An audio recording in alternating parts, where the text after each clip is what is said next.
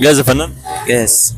هسألك سؤال في دقيقة، لو عرفته هديك 50 جنيه. تمام ماشي. اسم بنت مكون من 4 حروف، لو شلت النقط من تحت حطيتها فوق أصبح اسم واد.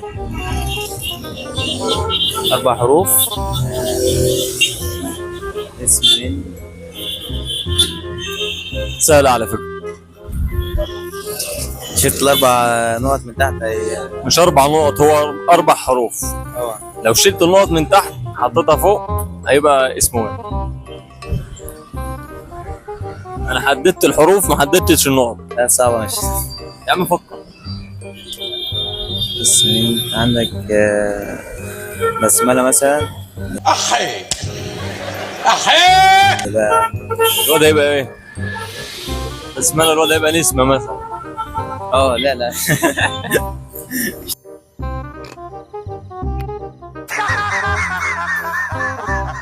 نفع. يبقى معاك ربع دقيقة. ما صعبة، السؤال صعب. فكر. شلت النقطة اللي تحت. ما هو فيش بقى، انا مش لاقي اصلا غير بسملة هي اللي تحتها نقطة. بس كده. أنت جننت. مفيش أي حد تاني؟ لا لا مفيش. مش عارف والله. جواب نهائي. شفتني وأنا ميت.